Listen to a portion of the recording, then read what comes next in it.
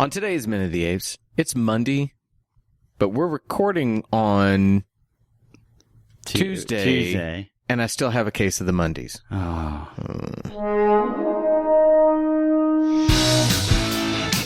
Take your stinking paws off me, you damn dirty ape!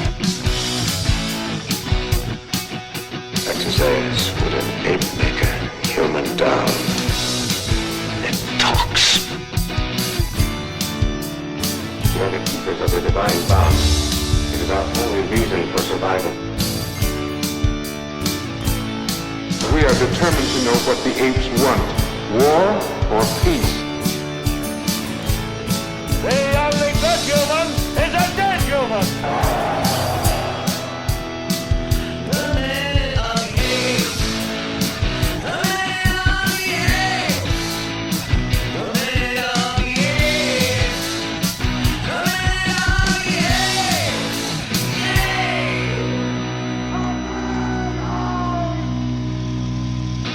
Hello and welcome to Minute of the Apes, the daily podcast where we break down every minute of the Planet of the Apes movies 1 minute at a time. Are you sure? Just double check. Hang on, let me check my notes. Right. Yes, it is 1 minute at a time. Good. 1 minute. That's the reason we're Minute of the Apes. Not seconds of the minutes of the hours of the apes, but minutes. I have a literal note in future minutes about the term second, but that is nothing to do with this. Wow, we have a couple weeks till we get to that. He's been watching too much Hassline. He's ready to jump in the freeway that takes him on a different path somewhere. About the future, the pastor, all that kind of stuff. So it's Monday. We're here at Zeus. How long has it been since we've actually sat in Zeus and done this together? Again, it's probably been, what, like months?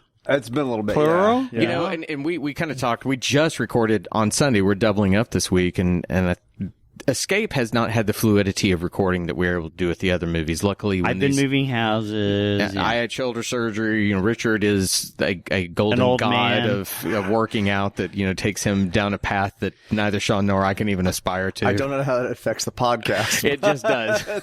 But this is. It used to be you couldn't go and record on Sundays because you were teaching classes. That's why. That's what it was. It's been a little bit more arduous of task to get through Escape, even though we like it. So it's just we haven't been in Zeus in a while. It's good to be back here. We're back, yeah. Looking at the sign. Picking up our comics, all that kind of stuff. Well, I'm over here looking at all the comics I haven't seen on the wall for a while. You're not picking up You're your comic hearing the books on phone ring right Tuesday. now. Yes, the phone.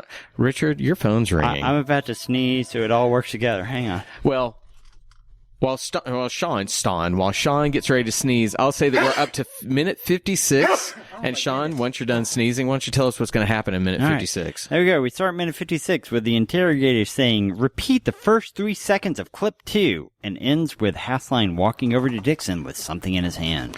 Let's take a listen to minute 56 of Escape from the Planet of the Apes. Repeat first 3 seconds of clip 2. As to humans, I've examined. What was the word you didn't finish? And I can't remember. Play the loop. Dissect. Complete the word, monkey. I have told you. Complete the word. Dissect.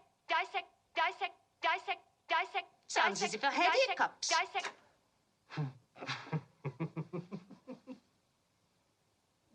Call for Dr. Dixon, please. Dr. Dixon? Dr. Hassline? Calling Dr. Dixon. Calling Dr. Dixon.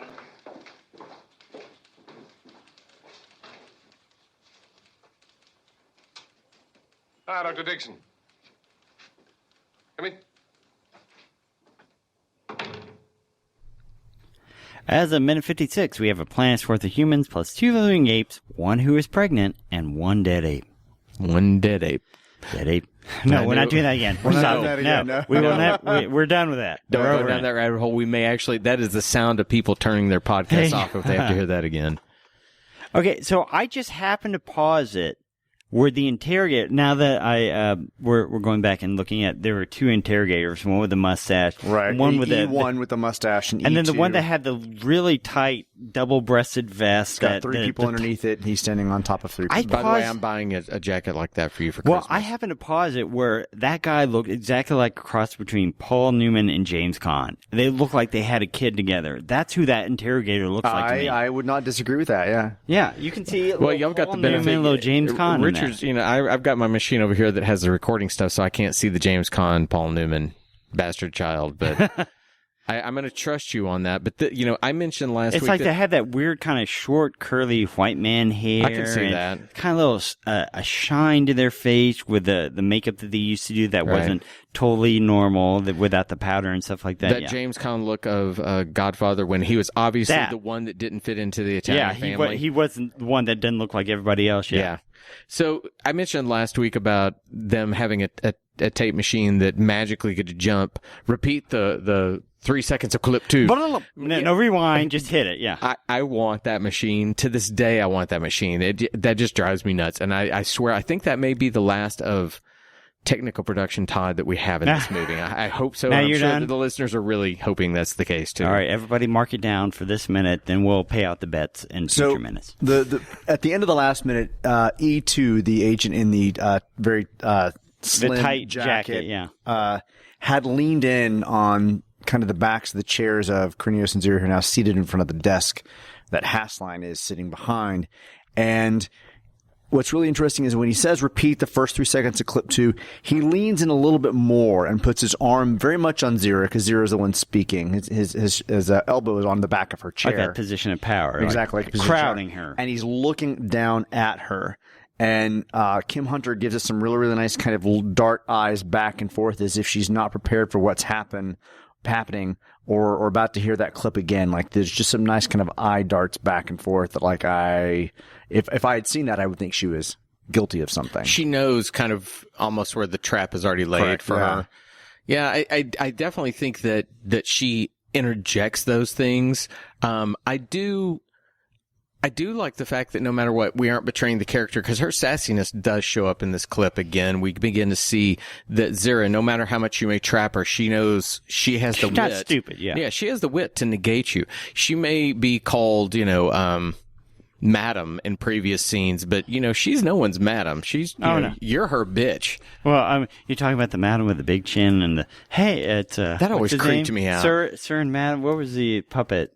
You know what I'm talking about with Madam. the big... but what was the puppeteer's name? Somebody and Madam. Somebody Madam. Oh, now I forgot. Oh, there goes Sean on Google. Somebody Madam. Madam and I don't remember.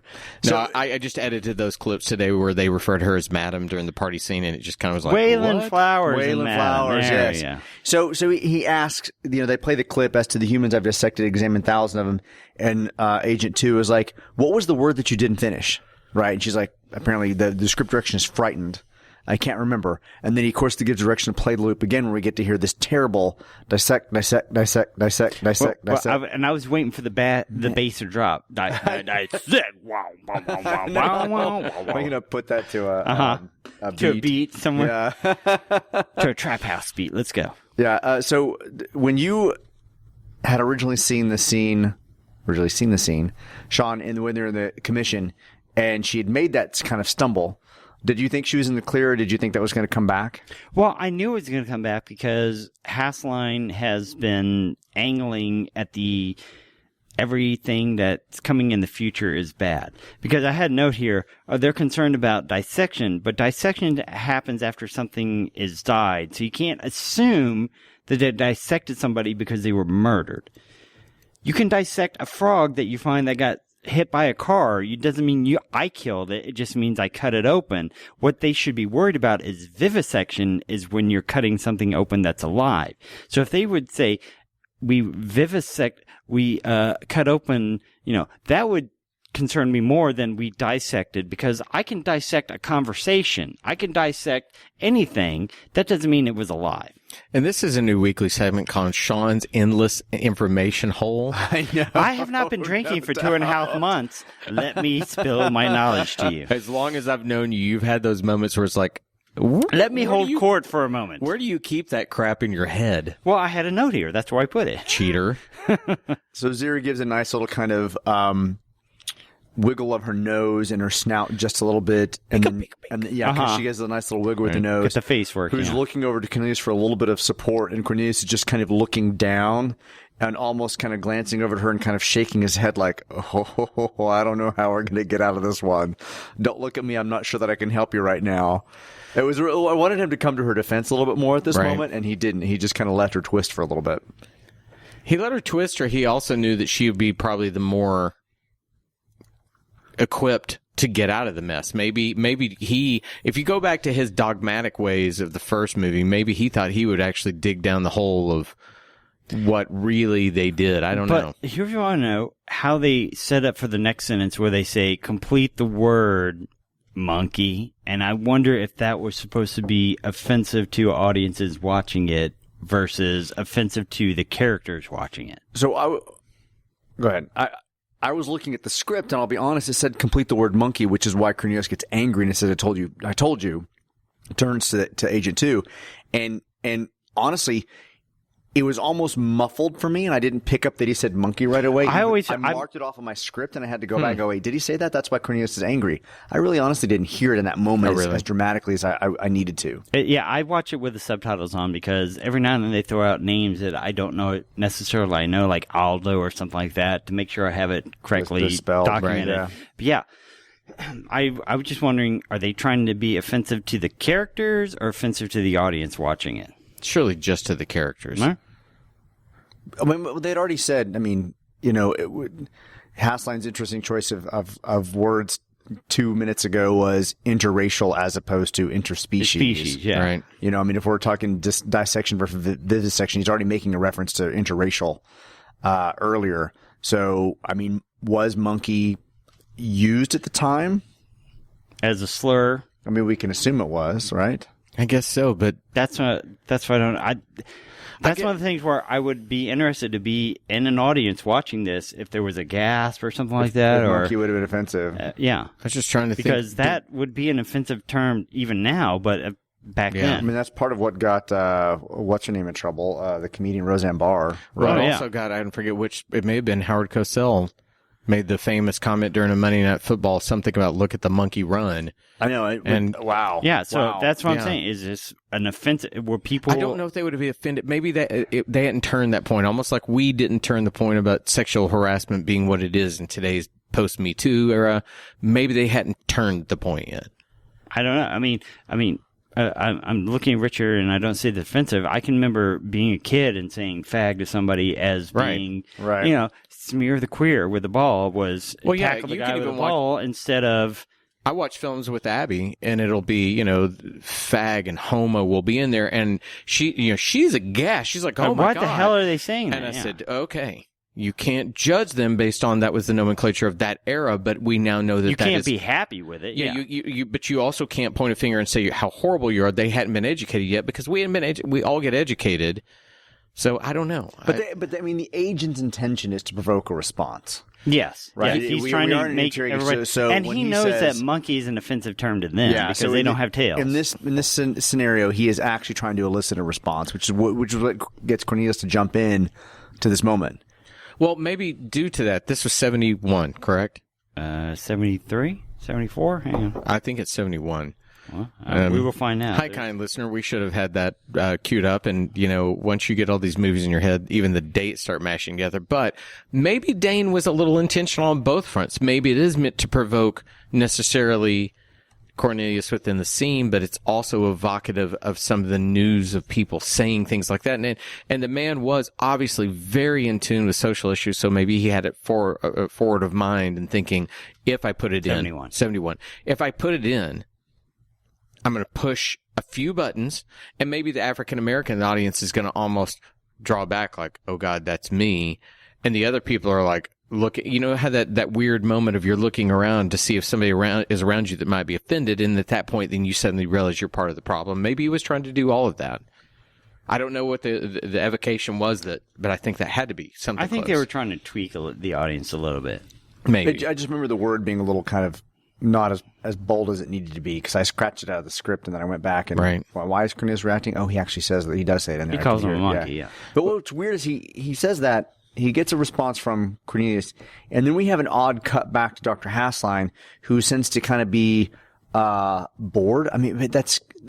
He kind of reshifts his hand off his face and kind of looks down and around. And I don't know why we did this cut back unless he's frustrated or coverage cut. something didn't match and they cut it. So I did have a note that Hassline's having none of zero shit. It just looked like he's bored. Yeah. And It was a boring look. It was like it was a bad cut. It wasn't like a great. I think it's one of two things. Either you needed to go to a different take of that scene and you needed something to cut to,